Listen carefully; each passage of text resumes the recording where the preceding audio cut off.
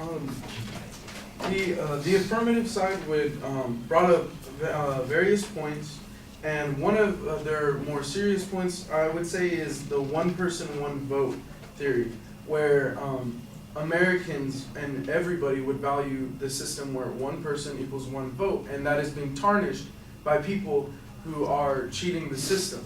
But to counter that, the one person one vote, think of a scenario of imprisonment, and where if you were to actually enforce this, one person, let's say one person wrongfully convicted is worse than 5 people who actually committed a crime and are free.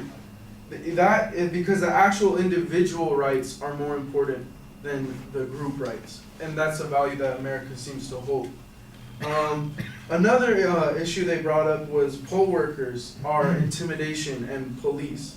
But that is not something that's actually a real issue, because they have to go through training and processes, and they make sure that's not an issue. That's their job. They're actually there's money on the line. There's real intimidation out there. There's people who actually will stand outside of the polls, or that's actually been a history in America with the KKK or whatever. And it exists, and it's actually a real issue that's way worse. And another thing about requiring votes in Australia, that is obviously not a good thing, because here you have the right not to vote. You don't. If you give an ID to somebody, it's not going to guarantee that they're going to go vote. So even if you give them the ID, they're not necessarily going to vote, and that's a freedom people can choose to make. Access to locations is another thing they said. They said in more urban areas, the people who are likely to be discriminated shouldn't be having that issue because they have access to locations. The access to locations does not change anything, because still it's a financial issue. If they can't afford it, it won't change anything. There is no proof or evidence that IDs will change anything, the results, if more people are to come. It is likely, it can be seen that it's an important thing to verify, but there's no proof that will actually change anything. It could discourage voting, if anything, because some people just don't want to go through all the red tape or whatever and have to bring whatever they need to do. There's just, people might get discouraged from it. And you could issue IDs for various reasons. You could issue it for like whatever you need, if you need to go purchase something from the liquor store or whatever it is.